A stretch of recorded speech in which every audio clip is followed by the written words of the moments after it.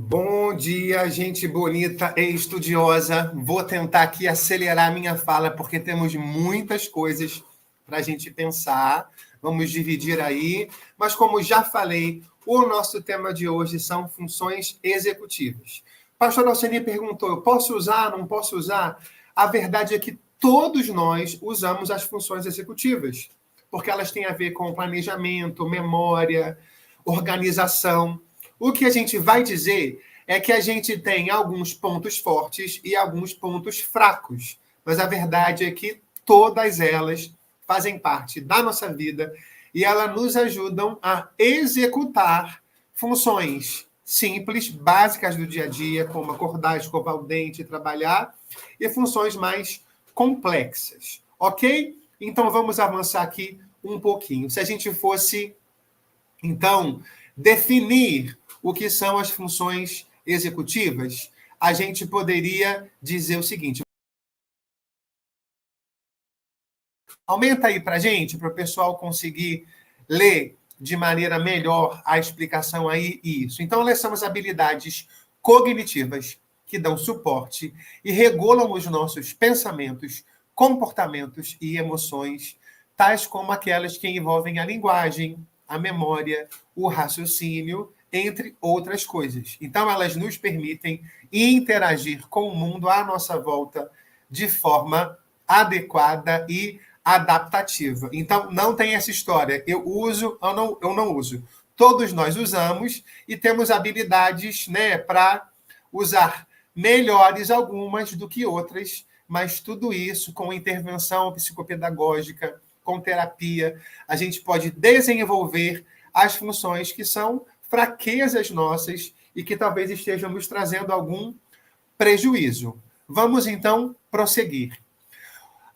Quando a gente vai pensar no cérebro, esse lado aqui, né, o lobo frontal, ele é a região do cérebro que diferencia os seres humanos de outros animais mamíferos e é a região responsável pelo desenvolvimento das funções executivas, né? Então, é muito importante a gente entender que essas funções executivas, essa área do cérebro, ela se desenvolve desde o nascimento, ela se intensifica, então tem aí uma janela bastante propícia para aprendizagem, enfim, para esse desenvolvimento dos neurônios, desenvolvimento cerebral de 6 a 9 anos, e ela continua na vida adulta por volta dos 20 e 25 anos. Então, hoje, os pesquisadores têm entendido que essa região do cérebro ela só vai estar formada perto dessa faixa etária. E a gente tem falado isso aqui sempre. É muito importante entender isso, porque às vezes nós exigimos de crianças, por exemplo, que elas tenham um controle inibitório, que consigam controlar seus impulsos, quando o cérebro não está maduro o suficiente ainda para exercer esse tipo de função. Então, muito cuidado, porque pode ser que a gente esteja exigindo algo que o cérebro ainda não esteja preparado para executar. Tá bom, gente? Vamos seguir aqui, então. Alguns estudiosos vão dividir, né, esse grupo de funções executivas em 3. Isso pode variar de acordo com cada autor, mas, de uma forma geral, a gente pode, então, classificar como memória de trabalho, flexibilidade cognitiva e controle inibitório. Então, eu vou falar rapidamente um pouquinho sobre esses 3, e dentro desses 3 a gente tem aí outros que estão subdesenvolvidos dentro deles, né? Então, o que seria a memória de trabalho? É a memória operacional, é a capacidade que a gente tem de reter as informações na mente, onde elas podem ser evocadas e manipuladas. Então, se você, por exemplo, tem dificuldade de ouvir uma lista de compra simples, com cinco itens, vai no mercado e esqueceu, pode ser que essa seja uma área que seja uma fraqueza sua e que você possa, aí com intervenções, exercitar e melhorar a sua memória de trabalho. A gente tem o controle inibitório, que também é chamado de autocontrole, que nos ajuda a inibir ou resistir a uma tentação, focando naquilo que é certo. Por que uma criança vai fazer birra? Porque essa é a forma que ela tem de se comunicar e ela ainda não tem o seu sistema nervoso maduro a ponto dela controlar e saber. Agora é hora de respirar. Também com intervenções, a gente vai ajudando as crianças a desenvolverem isso, mas eu não posso exigir que uma criança tenha o mesmo controle emocional que um adulto vai ter, porque o cérebro dela não está formado para isso. A gente tem uma questão que é muito importante, que é a flexibilidade cognitiva. Então, é a habilidade de usar o pensamento criativo para mudar o curso das ações e dos pensamentos, adaptando-os às mudanças. Isso é fundamental para a nossa vida. Tenho um problema, e agora? Quais são as possibilidades que eu tenho para resolver esse problema? A gente, por exemplo, quando vai atender alguma criança, ou adulto, ou idoso no consultório, a gente tem um jogo que a gente apresenta um problema e a gente fala assim, pense em 3 soluções. Por exemplo, estou preso no elevador. Me apresente 3 soluções.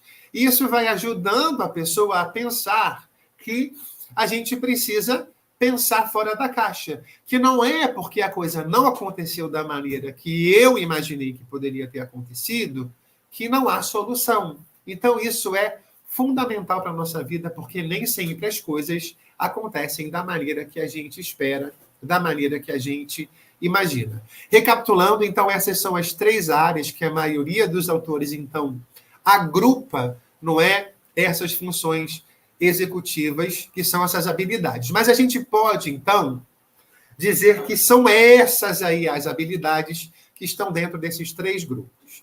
Planejamento, meta, organização, evidenciar, que alguns vão chamar de focar, tomada de decisão, flexibilidade cognitiva, memória de trabalho, autorregulação, manejo do tempo, controle inibitório e perseverança.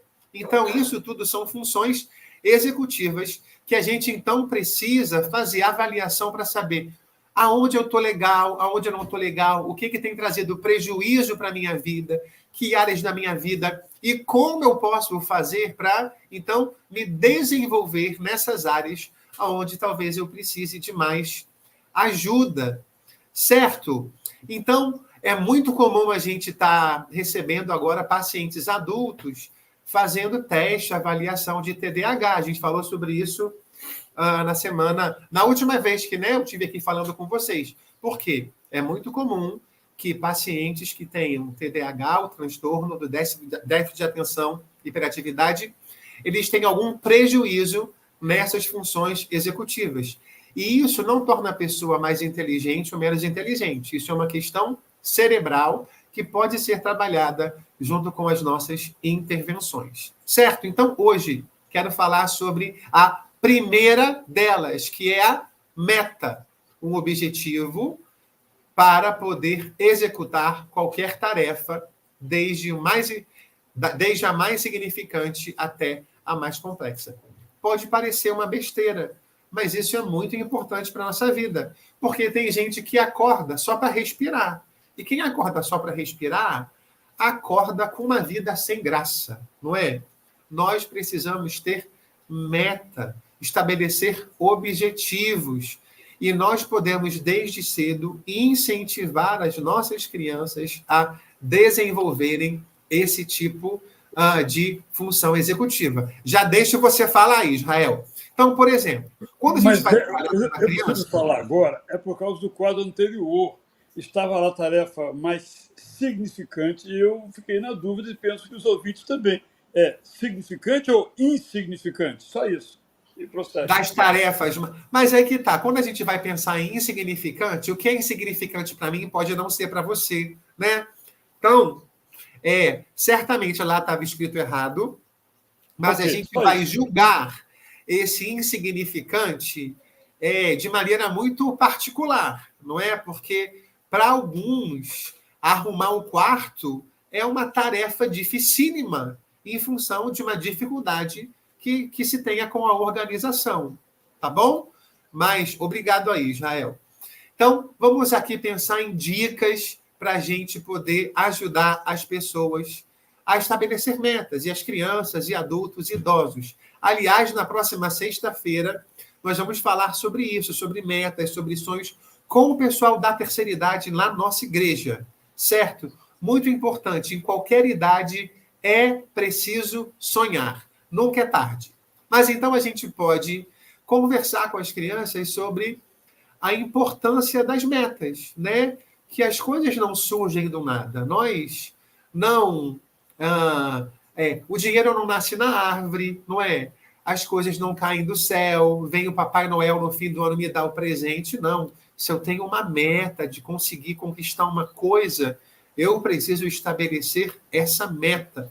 E é importante que eu defina metas realistas. Muitas vezes a gente fica frustrado porque estabelece metas que são, naquele momento da nossa vida, elas são surreais. Eu, gente, tenho uma meta para esse ano, que é correr a São Silvestre. Só que eu posso começar já correndo 15 quilômetros? Não. Eu tenho que começar correndo 1, 2, 3. Agora, eu confesso para vocês, eu não estou correndo 2. Como que eu vou querer correr 15? É uma meta irreal, por enquanto, mas olha, a partir de amanhã, semana que vem eu volto aqui para falar para vocês. Coloquei aqui, ó, na minha cabeça, semana que vem, amanhã vou começar aí a recaminhar, a recorrer, sei lá, não é, voltar a correr para praticar uma atividade física. Então, a gente pode criar um plano de ação, como eu falei. Quero correr 15 quilômetros. Pô, se eu quiser correr 10, vou ficar super frustrado. Meu filho quer comprar um iPhone. Meu filho, é juntando 10 reais por mês, daqui a 5 anos você vai comprar o seu iPhone. E a gente vai celebrar. Ih, juntou 10, já tem 100. Faltavam 3 mil, agora faltam 2.900. Aí vem o vovô querido que está aqui, dá uma ofertinha para ajudar. Não é esse o objetivo, mas é muito importante que a gente faça isso.